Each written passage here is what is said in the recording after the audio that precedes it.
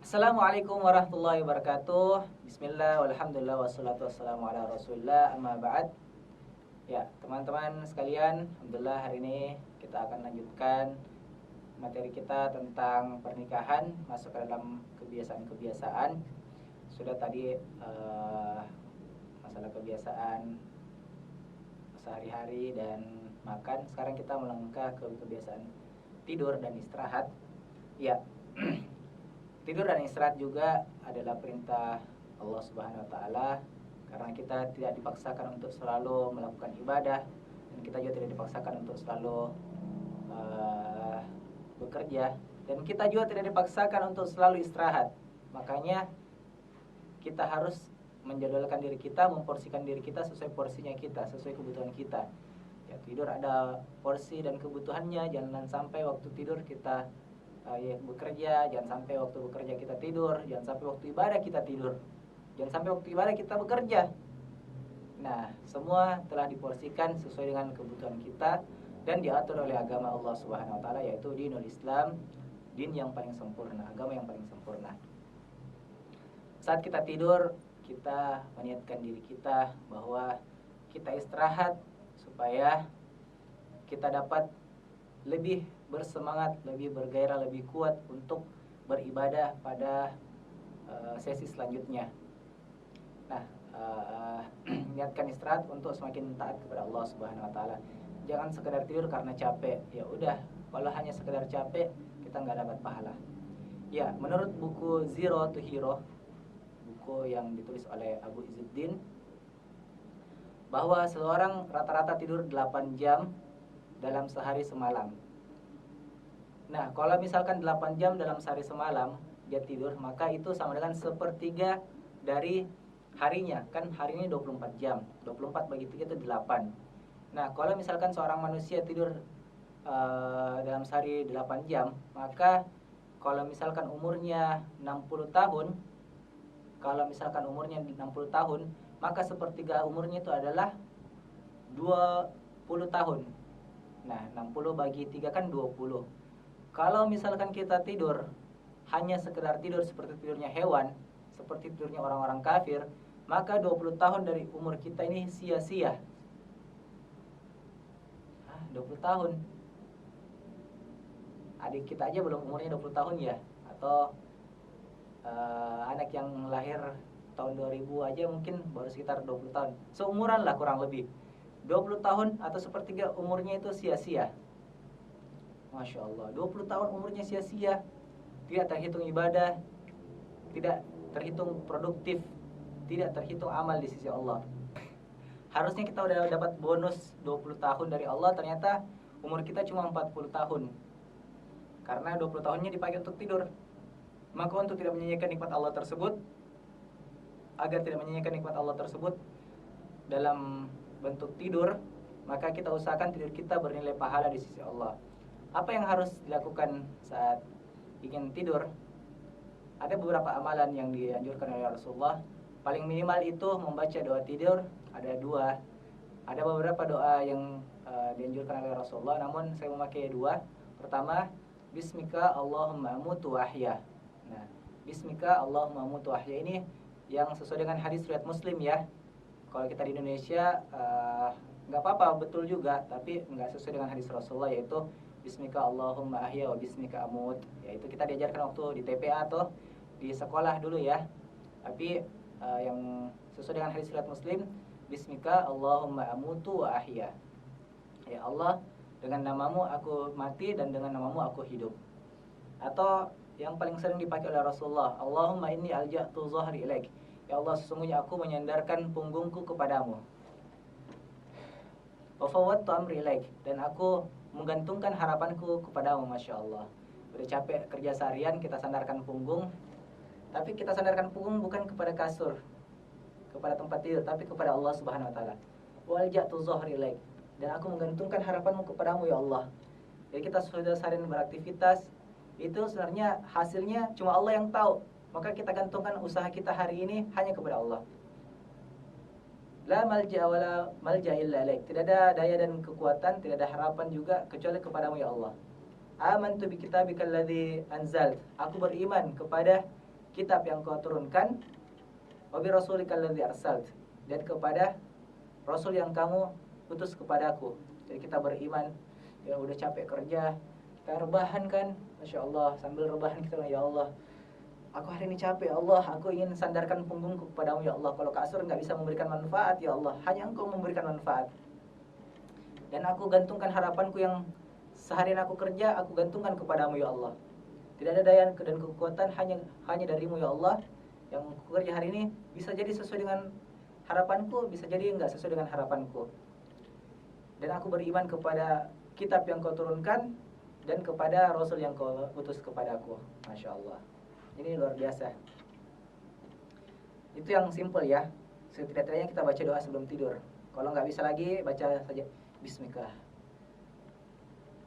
Dengan namamu aku tertidur. Niatnya seperti itu. Nah, ada beberapa amalan yang sangat dianjurkan oleh Rasulullah. Yang pertama membaca surah Al-Mulk. Tabarakalladzi biyadihil mulk wa huwa ala kulli syai'in qadir. Katanya barang siapa yang tidur sebelum tidur membaca surah Al-Mulk,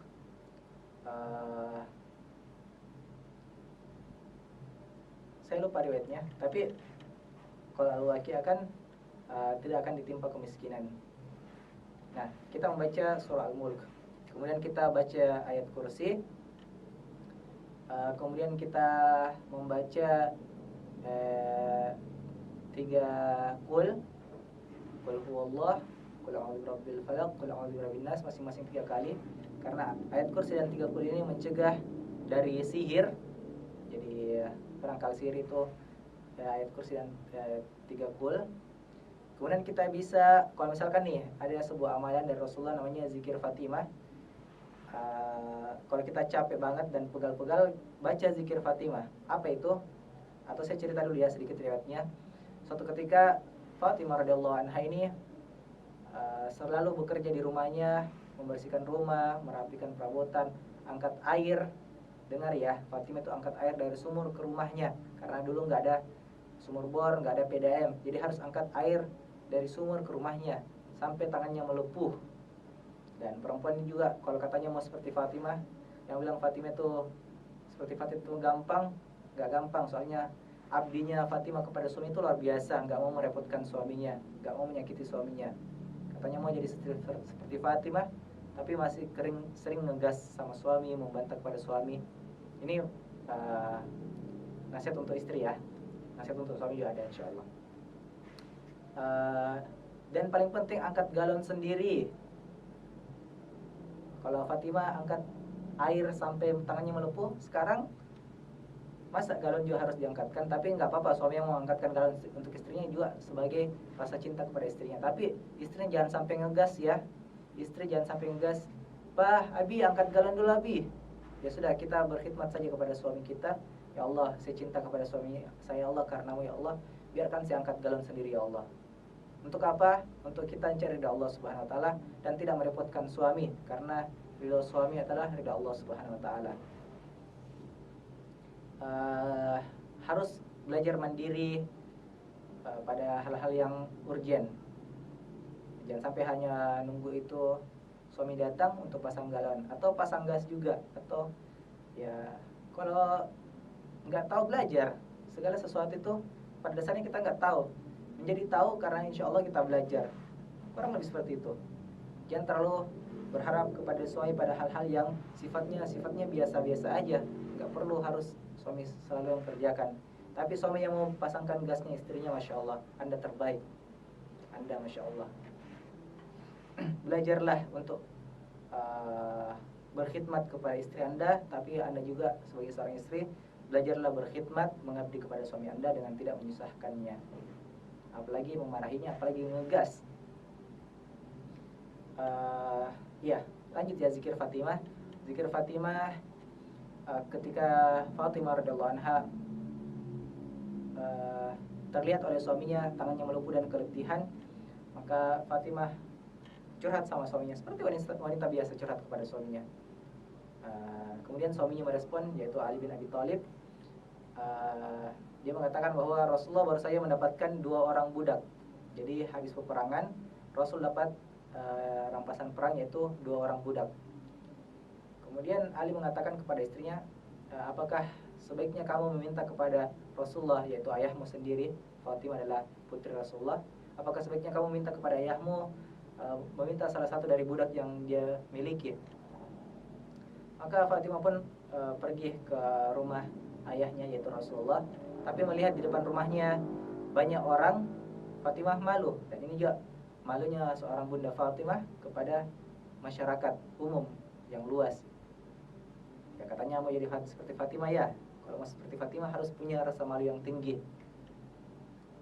Kemudian dia kembali ke rumah, kemudian curhat sama suaminya, tadi saya ke sana tapi banyak orang jadi saya malu. Ya sudah kalau begitu saya ke sana. Nah, belum sempat Ali sampai ke sana, Rasulullah datang ke rumah Fatimah. Kenapa Fatimah? Katanya, ya Rasulullah, kenapa Fatimah, tadi saya lihat kamu datang tapi kamu balik, ada perlu apa? Putriku datang ke rumah. Katanya Rasulullah, dia curhat, saya tanganku melepuh, kalau membersihkan begini-begini capek dan sebagainya. Bolehkah saya minta satu orang budak dari dua budak yang kau miliki ya Rasulullah?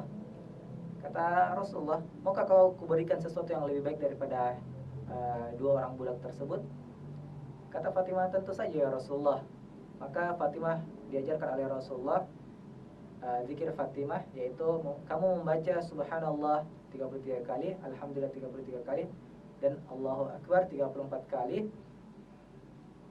Kemudian kamu menyapuhkannya ke seluruh badanmu. Jadi disapukan ke seluruh badan, atau kalau perlu dipijit-pijit bagian-bagian yang pegal, yang capek. Kemudian kamu tertidur.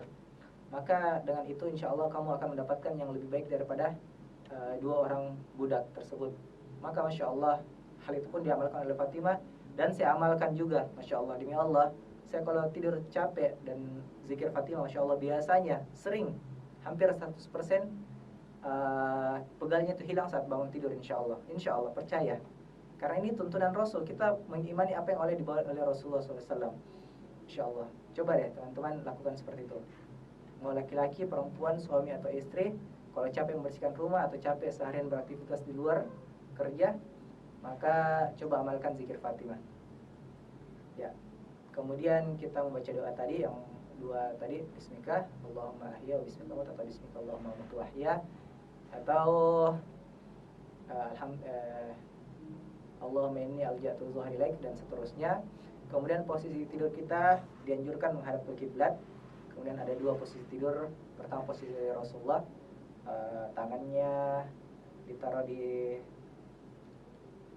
pipi sebelah kanan dan menutup telinga, kemudian menghadap ke kiblat, dan tangan kiri ditaruh di atas pinggang kiri, jadi seperti sayap ayam. Kemudian kaki juga bisa lihat di internet ya, bisa dilihat di Google cara tidur Rasulullah. Nah, seperti itu kurang lebih. Kemudian cara tidur Umar bin Khattab itu seperti mayat, tapi kakinya, ujung kakinya, misalkan ini kaki kiri, ini kaki kanan, ditaruh di sini. Maaf ya, saya praktekkan. Kemudian apabila dia terjatuh, maka dia terbangun untuk sholat qiyamul lail. Dan itu menjadi landasan untuk saya pribadi mengambil fikih dari Imam Syafi'i bahwa sholat tahajud itu mesti tidur dulu, baru kemudian bisa sholat tahajud. Karena Umar tidur dulu baru bisa sholat tahajud. Namun ada juga pendapat yang mengatakan bahwa tidak wajib untuk tertidur terlebih dahulu, bisa sholat tahajud walaupun tidak tertidur. Ya terserah, karena itu juga pendapat ulama yang kuat. Jadi kita tidak usah berdebat pada hal yang seperti itu. Silahkan, yang keliru adalah yang tidak sholat tahajud. Seperti itu.